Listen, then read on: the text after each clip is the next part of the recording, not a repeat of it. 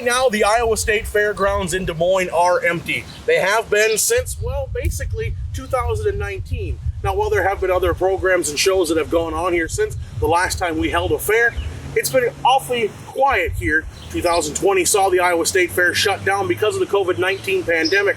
It also meant no World Pork Expo because of the COVID-19 pandemic, and it was also shut down 2 years ago because of the fear of African swine fever. Now, we look only about 2 months away from the Iowa State Fair. There's a lot of excitement, a lot of building, because the fair is going to go forward right here in Des Moines. You know, just about a year ago, June 10th in 2020, we made the decision that we had to cancel the fair, and I think that was probably one of the more emotional days that we've had in anything. And obviously, it was the right thing to do.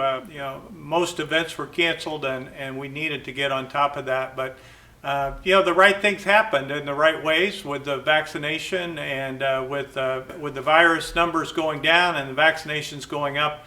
The state's opening back up, and so we're so excited that I think, you know, people tell me, gosh, it's going to be the biggest fair you've ever had. I don't know if I think it'll be the biggest fair that we have, but I think it'll be one that we are so excited about as a whole state to have. The reason that we come together every year and celebrate being an Iowan at the Iowa State Fair is now back on, and it's almost like it gives people the ticket that they needed to kind of get their lives back to normal and to think about coming to the fair. So we're really excited about it. It's been a long year getting to this point, but we still have some financial difficulties because we missed having the fair last year, missed the revenue, still had a lot of expense, and so we're adjusting to that. So the fair that you see here will be every bit as good as it's ever been, but there may be some changes in it that we have to make financially, and we'll do those, but hopefully the fairgoer won't even notice those. Of course, canceling the state fair was the last choice they wanted to make. The Fair Board was even prepared to host a very modified version of the state fair in 2020. You know, we had a plan to put on the fair in 2020 if that would have been even possible, and so that plan took measures of social distancing and all the things that COVID protocol would need to have to the extreme, to limiting access on the grounds, limiting access in buildings. And so we had that plan. So then as we went through the winter, as things started getting better and the disease started going away and vaccinations started coming up after the first of the year, we're able to maybe take phases of that plan and drop them off as we got to the point. And then when the governor dropped all of the restrictions here in Iowa, as well as the city of Des Moines followed suit a few weeks ago, we knew that we were able to go forward with a fair that will be pretty much unrestricted. Now, if you do want to wear your mask and come to the fair, by all means, do that. I encourage you to social distance while you're here if you need to, but if you've been fully vaccinated, and I would ask that Iowans get vaccinated so they can come to the fair with a peace of mind that they can enjoy the fair, and they don't have to stress about the virus. If you've been fully vaccinated, I think that's what we're being told by the CDC is good news for events, coming to events and enjoying them such as ours. Most of us can't comprehend the amount of work it takes to put on a state fair each and every year. For every bit of work it takes to do it, it takes even more work to bring it back after a one-year hiatus. You know, there are so many things, so many moving parts to a state fair, any state fair, but so many different people, so many different entities involved with the hundreds of activities and contests and parts of the fair that slowing all of that down to a halt, and now, after not having it for a year, getting it back going again. My staff is, they're working overtime, they're busy getting that so that we can have a fair that will seem normal and one that we're proud of. Of course, even though there wasn't a fair in 2020, that didn't mean there wasn't activity at the fairgrounds. There were events that took place to remind the people the fair isn't going to go away just because COVID-19 shut it down for 1 year. Well, of course, those events had more than one purpose. One is that all of our off-season events were not happening. The fair didn't happen, and so those Taste of the Fair events and the drive-in concert that we had, those were designed not only to keep people in tune with having a piece of the fair that they liked, their favorite food or favorite concert, but also to bring in some revenue so that we could continue to function and not have to make drastic measures with our staff or with our facility. Now, the favorite attractions you've come to know and expect from the Iowa State Fair are still going to be here in 2021, but that doesn't mean there aren't going to be some upgrades. Normally, the Avenue of Breeds is right behind me here in the Swine Barn, a great attraction for visitors from both the urban and the rural areas. But however, in 2021, it's going to go from this Swine Barn to right here by the 4-H building here on the southwest corner. The parking lot right behind me is where they're going to move it out to. A tent and all sorts of different makeshift pens that'll be set up for those animals for you to still come out and see like you've seen in the swine building.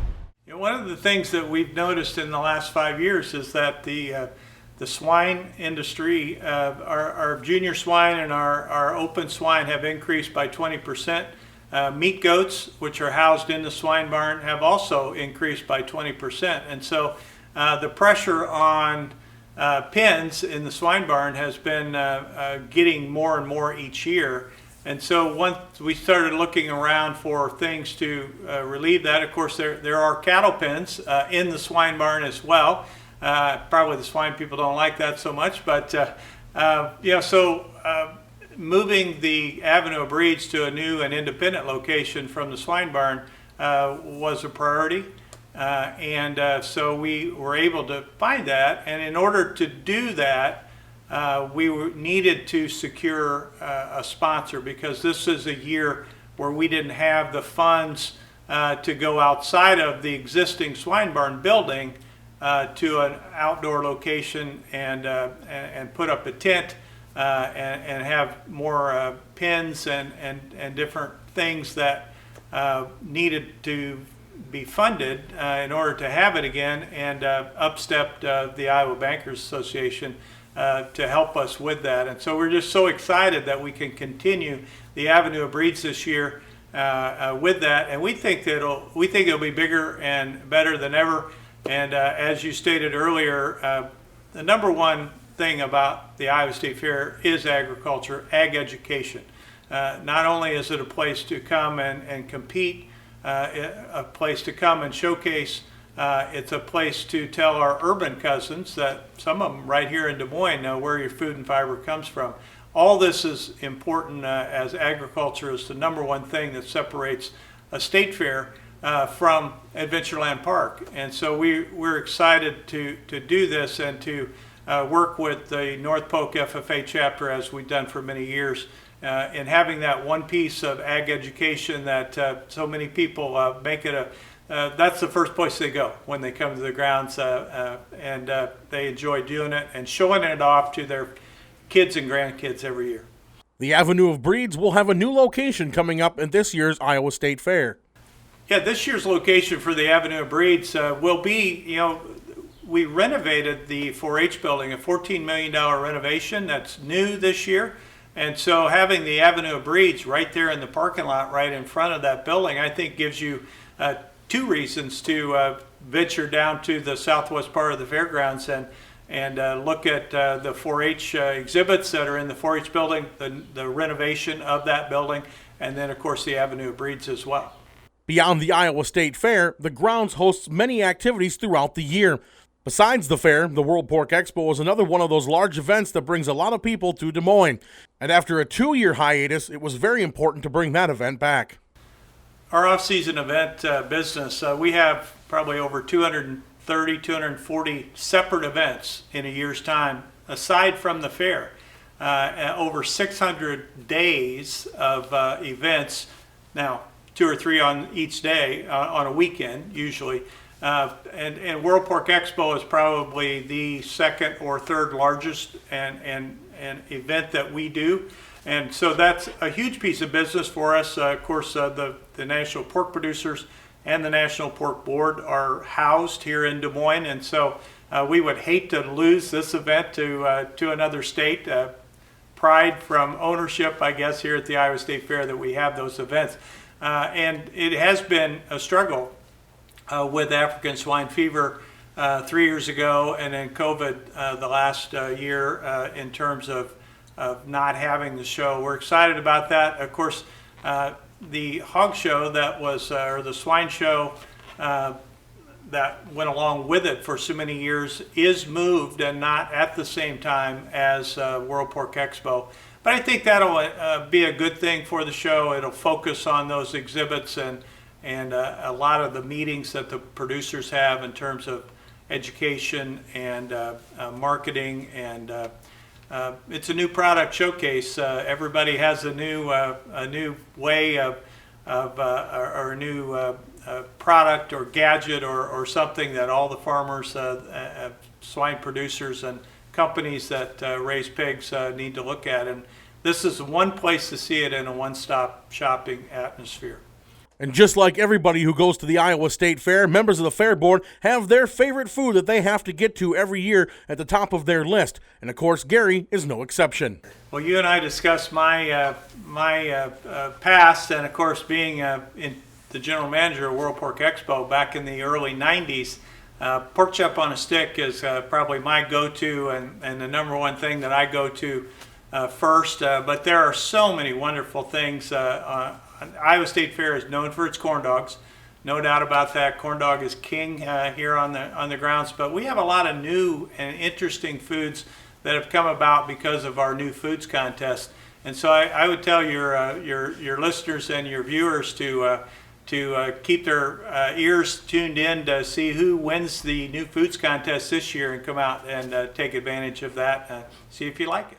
So again, the Iowa State Fair coming up August 12th to the 22nd. We'll be down here right by the cattle barns. You'll find the Iowa Agribusiness Radio Network tent. Come down, see Brent, myself, Russ, even Riley. Come on down, visit with us, talk some agriculture. May even have some goodies for you. And if I'm not there to keep up my tradition of the State Fair food, I'll probably be right across the road at the Coney Building. For the Iowa Agribusiness Radio Network, I'm Dustin Hoffmann.